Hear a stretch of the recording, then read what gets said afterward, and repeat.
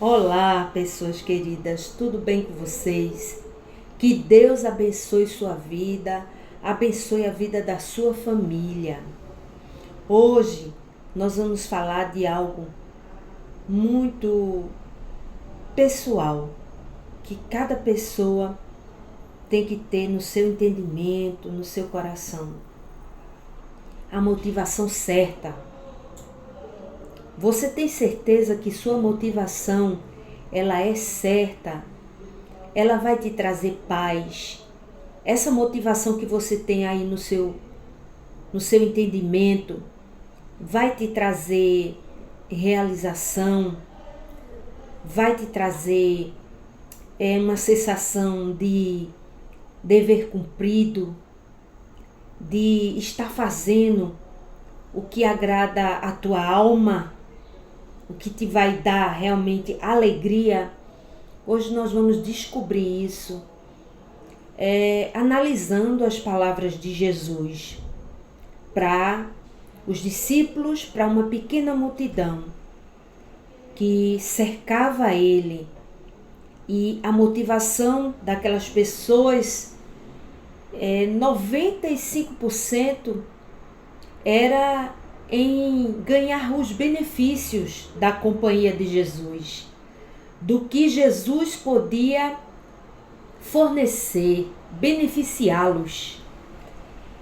E aquela pequena multidão não seguia Jesus pelo que ele era. Essa não é a vontade de Deus.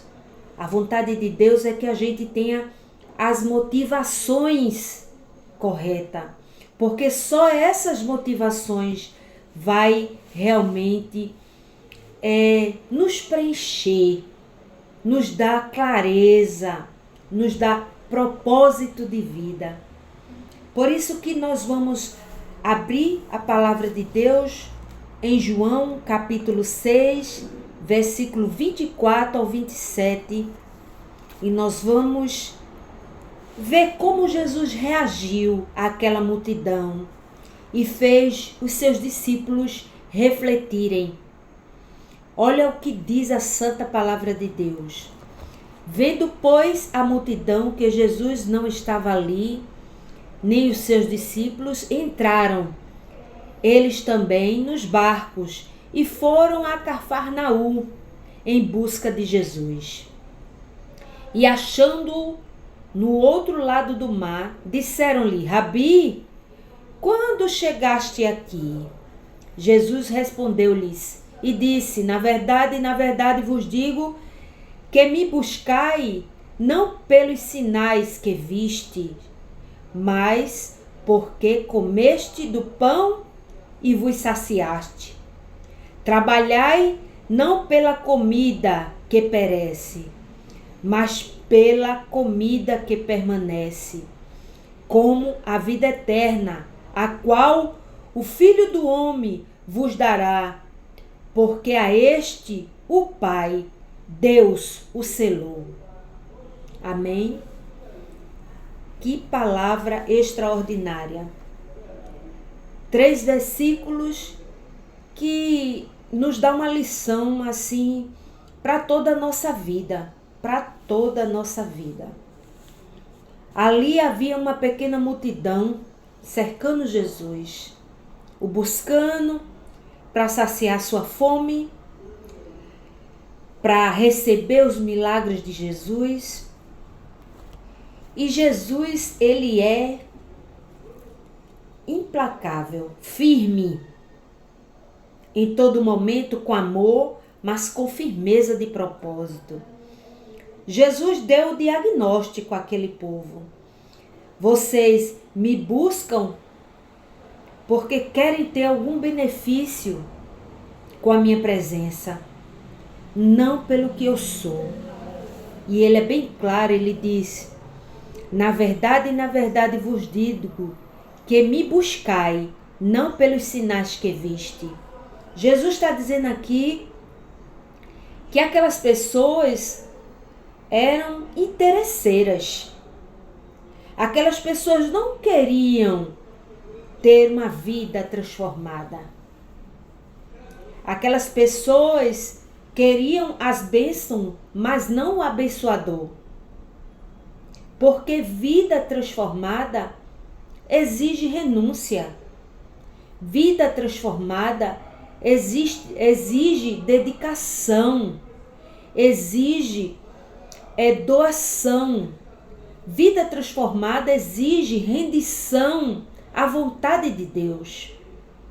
E aquelas pessoas ali queriam que suas vontades e suas necessidades fossem atendidas.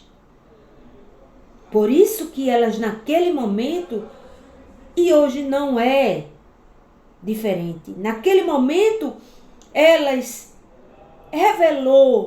revelaram o coração delas para Jesus. O Deus que sabe os nossos pensamentos muito antes de nós pensarmos. Ele já sabe o que vai sair da nossa boca, ele já sabe o nosso olhar, o nosso entendimento. Aquele que sonda o nosso coração, sondou também o coração daquelas pessoas e constatou que aquelas pessoas queriam se beneficiar somente. Não é diferente hoje em dia. Muitos buscam a Jesus porque estão aflitos e necessitados. Não estou dizendo que isso é errado, pois você deve sim buscar Jesus na aflição, na necessidade, mas buscar Jesus também na abundância, pois é aí que Deus vai constatar o que realmente tem no teu coração. Se é conhecer a Ele pelo que Ele é ou só pelo que Ele pode te dar. E Jesus falou ali para os seus discípulos e para todos que estavam ali com Ele: vocês me buscam porque eu tenho para fartar, para dar. Muitos buscam a Jesus porque sabem que Jesus dá. Outros não têm nem consciência que Ele pode dar. Conhecem Jesus de longe, como um popstar, como uma pessoa que é famosa. Não conhece Jesus pela sua essência, pelo seu caráter, pelo seu amor, pela sua renúncia. Um Deus que renunciou à sua glória e veio até nós para nos resgatar. Falo isso emocionada, porque quando penso na profundidade desse ato de Jesus, desse ato de Deus, eu digo: meu Deus, como nós somos importantes para ti. Você é muito importante para Deus. A tua alma é preciosa. Mas não é só Deus que sabe disso. O diabo também sabe que a tua alma é preciosa. Então, tudo que o mundo oferece não pode ser comparado ao que Deus tem para te revelar. Em Romanos explica isso. Então, a motivação, a tua motivação, obedecer, mas para impressionar e receber recompensas, não é o que deve ser feito. Obedecer por amor, obedecer porque tem consciência de quem é Jesus, de quem é Deus e de quem você é. Obedecer por entender que nossa vida sem o Deus único e verdadeiro é miserável, é pobre, é finita, é muito inconstante. Nossa vida sem Deus é um saco de lixo furado. Mas com Deus é constância, é amor, é novidade de vida. E ele diz aqui, ó, não pelos sinais, mas porque comeram e se saciaram. Então, a motivação da tua vida deve ser esta. E também ele disse, trabalhai não pela comida que perece, mas pela comida que permanece para sempre. Sabemos que um dia vamos morrer, que nosso corpo, ele nasce, ele cresce, ele reproduz, mas ele envelhece. Ele vai oxidando, as rugas vão aparecendo, o cabelo vai embranquecendo, as forças já não são as mesmas. E sabemos que chega um dia que nós iremos morrer, literalmente morrer. A alma vai descolar desse corpo. Aquela pessoa que era falante, que era vibrante, que amava, vai chegar um momento que ela vai ficar quieta. E sua alma não vai mais estar no seu corpo. Então ele disse, porque Jesus estava dando um solavanco nessa multidão, porque vocês só enxergam um palmo diante do meu nariz. Jesus estava dizendo para aquela pequena multidão, olha, me conheçam, entenda quem eu sou. Eu sou aquele que te socorre. O Senhor diz, eu sou aquele que te vê no particular, no íntimo, aquele que sonda os teus pensamentos e que pode te dar uma nova vida. Uma vida com clareza, uma vida com propósito, uma vida com alegria, uma vida vibrante, uma vida que ama, uma vida que é constante, não empolgada, não emocionada, mas uma vida racional com a presença do Senhor Deus. Ele está dizendo aqui, trabalhai pela vida eterna. Quantos estão usando palavras? Ontem eu estava na academia e teve o Janeiro Branco. E ali algumas pessoas dizendo, eu me saboto, eu digo que não consigo. E ali eu pude dar uma palavra de fé, porque minha fé não está nas minhas forças, está na força de Deus, está no poder de Deus. Então, quando a nossa fé, ela é alicerçada na rocha, que é Cristo, nós somos constantes, nós não ficamos titubeando em dois pensamentos, nós não usamos essa palavra sabotagem. Então, eu nem usei essa palavra, eu só agradeci a Deus por entender que a rocha é Cristo e Ele tem uma fonte inesgotável. A palavra de Deus é uma fonte inesgotável. O Espírito de Deus é uma fonte inesgotável de força, de ânimo, de alegria. Então, Jesus está dizendo aqui para os seus discípulos, por que vocês só trabalham pelo que perece e não trabalham para entender o que é a vida eterna? Você vai morrer, meu amigo, você vai morrer, minha amiga. E o que foi que você plantou para a vida eterna? Então, o propósito é maior do que os milagres. Quem tem um milagre tem um favor de Deus, tem um pouco de Deus, mas quem tem o reino de Deus dentro de si é o próprio provedor da sua vida. Confia que Deus está na direção da sua vida. Quem tem o próprio reino de Deus dentro de si é aquele que ajuda, é aquele que tem uma palavra de ânimo, de alegria. Não estou dizendo aqui não vai ter momentos que vamos ficar tristes, vamos ficar cabisbaixos, mas nunca, nunca destruídos, abatidos, mas nunca destruídos. Então, a palavra de Deus diz lá em Lucas capítulo 10 versículo 41 e 42, Jesus respondendo disse-lhes a Marta, a história de Marta e Maria. Marta,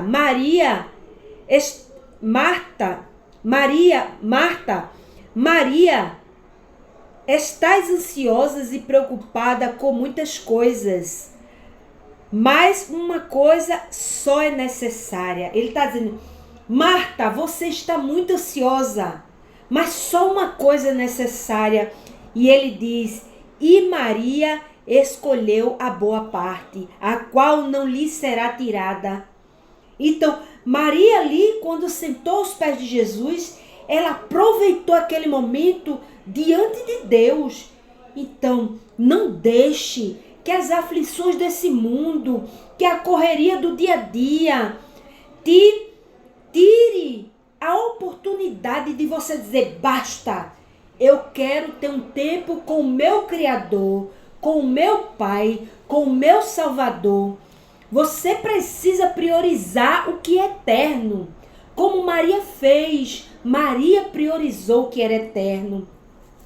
Também tem outro trecho da palavra de Deus que diz assim, lá em Lucas 15, versículo 18. Levantar-me-ei, é aqui a história do filho pródigo, que foi e pegou sua herança e gastou toda a sua herança. Mas ali ele só encontrou fome, miséria e pessoas que viraram as costas para ele. Mas ele se arrependeu e olha a atitude dele. Ele parou e pensou e tomou uma atitude assertiva. Ele disse, levantar-me-ei e irei ter com meu pai, Deus, e dir-lhe-ei, Pai, pequei contra o céu e pequei contra ti. Então, Deus te dá essa oportunidade de reconhecer que é pecador, de reconhecer que precisa dele e que precisa compreender quem ele é. Quem é Deus para você? Deus é só um conhecido? Deus é só um amigo de trabalho que não tem vínculo nenhum? Muitos têm, mas a maioria deles não tem. Só aquele momento, tchau, tchau, para casa. Não, Deus é aquele que vê você no seu íntimo.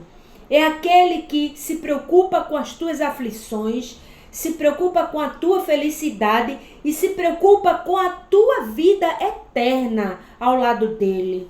A vontade de Deus é que você nunca nem passe perto do inferno, porque Deus fez o inferno para o diabo e seus demônios. Deus não fez o inferno para o homem, mas o homem vai para o inferno com as suas próprias pernas, quando ele rejeita Deus, quando ele não busca Deus na essência dele. E buscar a Deus não pelos benefícios que Deus dá, mas sim pelo que ele é. E por querer ter um relacionamento com o Criador. Então, hoje, entendam, meus amigos, que o reino de Deus, ele pode começar dentro de você. Basta você se arrepender, deixar o pecado e assumir, se posicionar. Eu quero um compromisso com o Pai. Vamos orar? Faça essa oração de confissão ao Senhor Jesus. Senhor, eu te agradeço pela oportunidade de escutar a tua palavra. Meu Deus, que essa pessoa agora possa entender e dizer desta forma: Senhor, eu reconheço que sou pecador. Eu rejeito este pecado e eu me apego, Senhor, ao teu perdão, à tua salvação. Senhor, escreve meu nome no livro da vida, me faz andar numa novidade de vida, me faz conhecer o teu Espírito Santo e me faz, Senhor, ter um coração igual ao teu. Senhor, é no nome de Jesus que te peço e já te agradeço, porque tu escutaste e respondeste esta oração. Amém. Graças a Deus. Tenha um excelente dia.